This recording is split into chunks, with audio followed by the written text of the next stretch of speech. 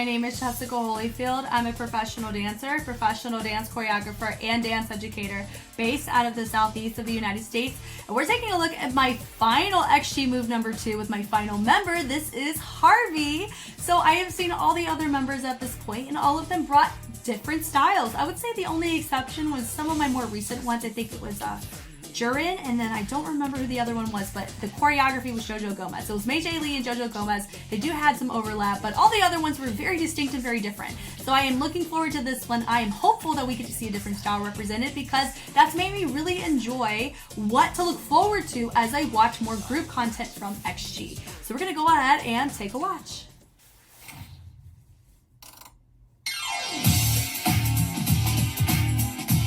An old school kind of vibe here. Oh, we doing heels?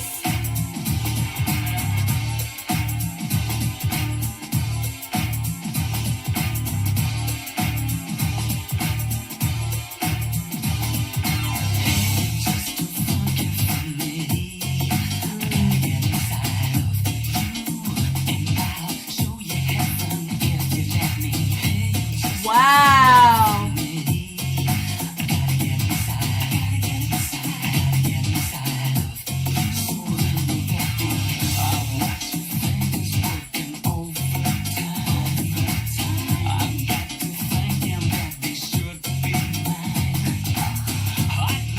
Wow.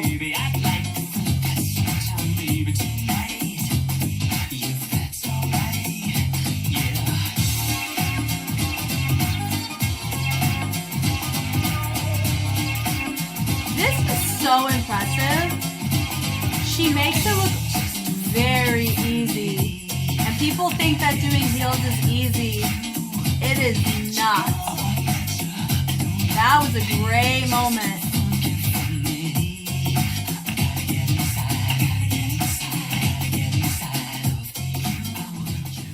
Wow, she gets an applaud for me for that.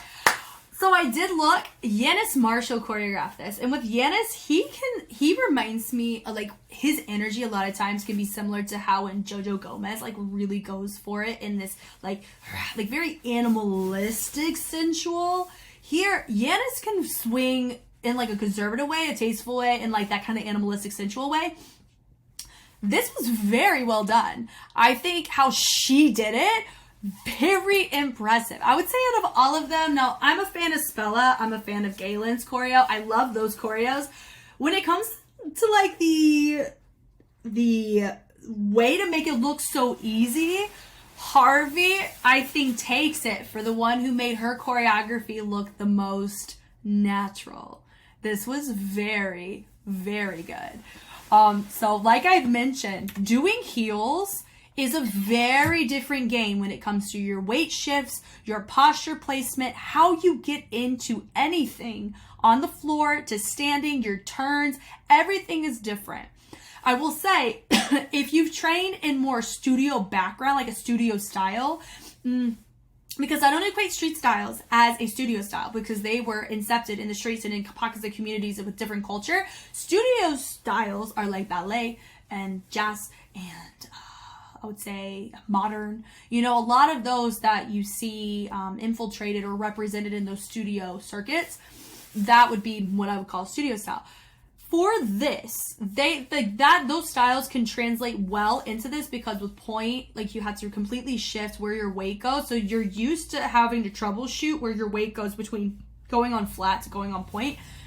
With heels, you can't really place your weight on your heel that much, especially on a lot of turns you do, because it'll catch. And also the size of the heel, because she's wearing a stiletto style, and that's harder to dance on a stiletto style heel than a chunky boot.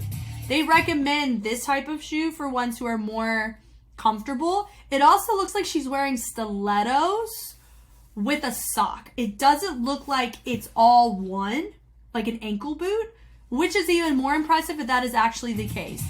But going from the top here, it is the beauty and the power of the fact that she is wearing very plain, and it's a very clean line that really helps with some of these angles she's making. How she's presenting herself makes it look like it's easy. It's not easy. She makes it look easy because of everything that I've said. She's having to troubleshoot how to do even a Ranajam in heels is different than the Ranajams that you were seeing from Jurin from the last move that I looked at. It's different. And I think this is just so impressive. That right there, just the intimacy, maintaining personality, boom, looking over, being able to isolate in that way, having an accent, not letting other things be affected. She didn't look like she bobbled once. Fabulous. Fabulous. She comes up, digging into it, da-da-da-da. Notice that she made that movement a little bit bigger as she dived from side to side. That's mad impressive, guys. Walking forward. Yes, ma'am. Yeah, funk it. Yes to that.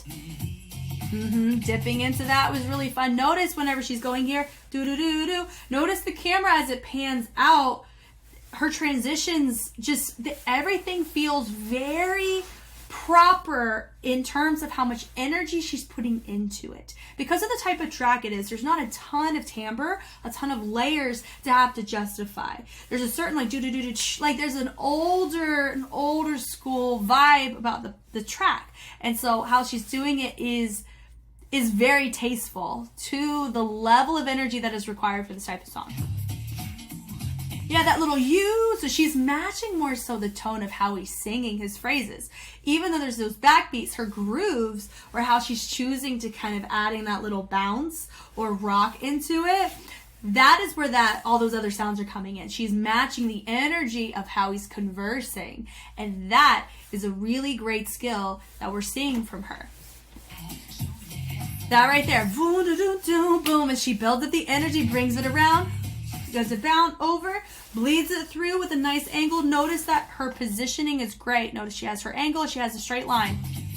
Da-da-da-da-da-da-da.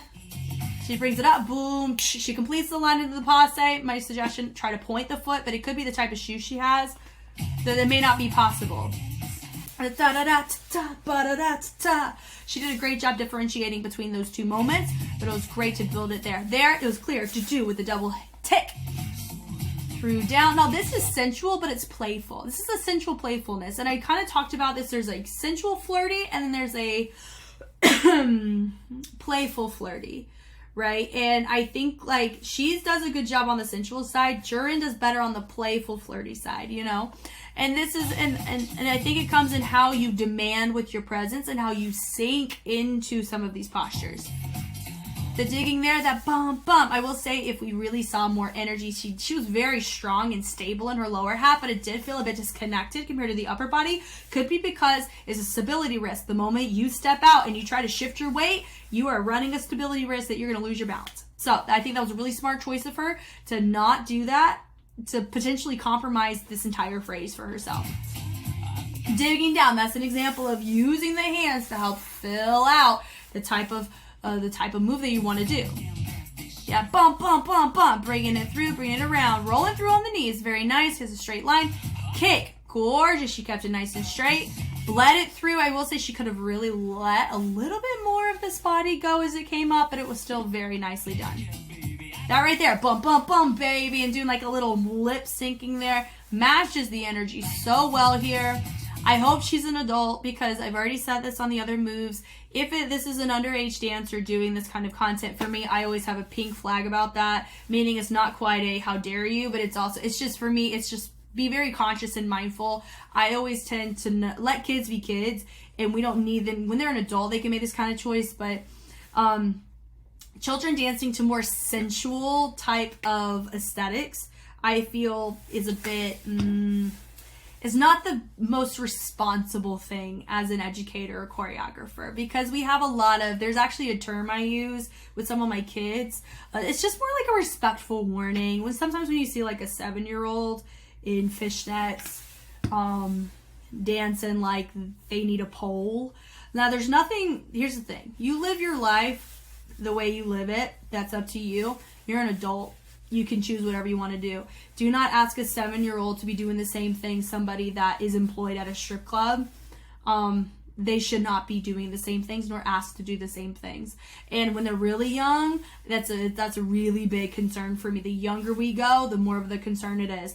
But whenever they're teetering close to that 16, 17, 18 range, it gets pretty dicey with a lot of people. Some people are like, oh, they're old enough, but technically, it just depends law too. Sometimes lawfully they're technically still a child, so you need to abide by the laws that are affiliated with child labor laws, things of the like.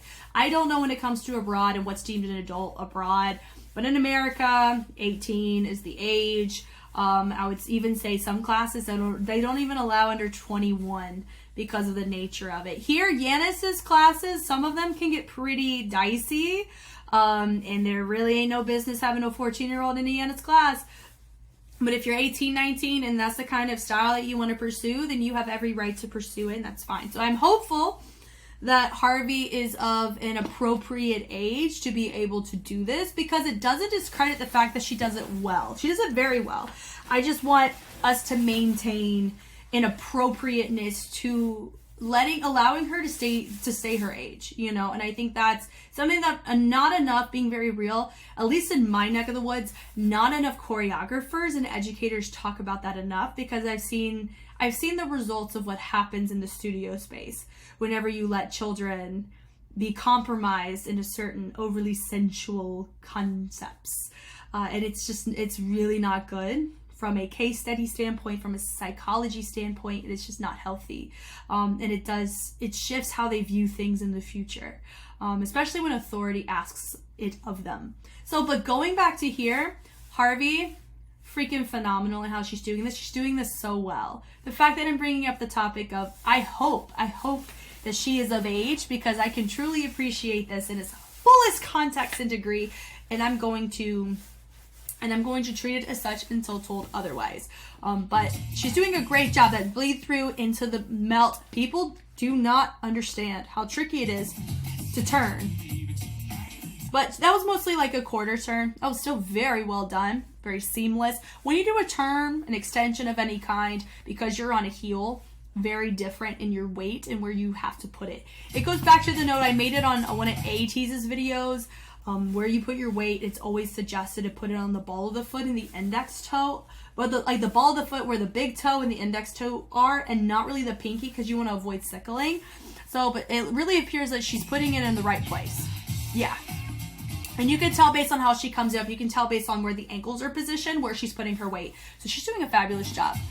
She's bringing it back, boom, boom, down. That turn was so gorgeous. And she came right out of it like a star. I love it. This motion here, notice she curves it in. A really great bevel. So she's choosing to wing out the foot. You see this a lot in point when you see dancers with their leg out in arabesque, and they have that little ding that happens. We call that winging of the foot. She does a great job, and that is something that is asked of you in heels. She's even going so far with that. Her walks are great. You can tell she's putting her weight in the right place. But also notice, I feel like she really could be sinking here. Boom, boom. Just a tad bit over isolated with the upper body versus the lower half. But I understand why she's making those compromises. And this is very playful, very fun. And it's not too sensual either. It does feel very, it's teasy. Like he's teasing, you know. This was gorgeous as she swung it through. It was so nice. Really great stylistic choice. She kept her head up, usage of her back. I loved that section. With that kick, great lines. When you do a kick, some people don't have the flexibility to really get the kick up to the ideal spot. She does, and it really works. And she's hit it every well. Right there. Da-da-da-da. Notice how she makes those concessions with her head. Boom, boom, boom, boom, boom. Really nice. Yeah. Yeah. Da-da-da-da. Oh, why are we doing the double speed? Sometimes YouTube likes to do that. Yeah. Over there, and boom, she kind of frolics away. That was really nice. I'm still gonna say it. Out of all of the move number twos, out of all of the soloists, she looked the most natural with her choreography. It was really, really tasteful. It was great. All of them did a great job. I believe there's 7 of them. All 7 of them did a fabulous job. Not a single one of them stood out in a, ooh, we need to have some heavy work to do. All of them held their own in their own styles. I would say maybe 1, maybe 2 of them had a couple of pretty big discrepancies between the disconnect of some of the movements they were doing with the style, but the overall concept that they did, they held it down. They should be very proud. Whoever is on their team, It's a good team, and they're really setting themselves up well on this, and it's very different in their approach and how they're showcasing their pre-debut than a lot of other groups do. And I think that that's what made them stand out. And I'm definitely looking forward to seeing more of their collective work in their debut in their first year. I have already seen Puppet Show, and I've seen their at the time of recording this, their their XG performance clip where they're wearing blindfolds. I still can't pronounce it because I have to see it in front of me to pronounce it. But anyway, this was really, really nice. Thank you guys so much for watching. If you want to see more XG content, if you notice that I have content out that is XG related from some of their older stuff, but there's like a huge gap between like a video like this and their most recent work, 9 times out of 10 it's probably already on Patreon, just not released, because what I do with marathons, which would be XG, ATs, and 17 at this point in time, there's probably going to be more in the future. For every comeback that they do, I release a set number of older reactions that come out with it. It's just a form of just a little extra sprinkle of fun, I think, but also allowing a really nice exclusive incentive for those who are on Patreon at the time that I make these too. So it's kind of a win-win for everybody. And but all that to say, all of my reactions, the goal is to get them on YouTube in a timely manner eventually. But if you are somebody who likes to binge and you're impatient, then Patreon may be the way to go. That's why I have it, and that's why some people vibe with it, and I vibe with both. So which is great. I'm looking forward to the discussions on this, as well as seeing more future work from them. It's gonna be really fun, and yeah. So I'm Jess once again, and I will catch you on the flip side. Bye.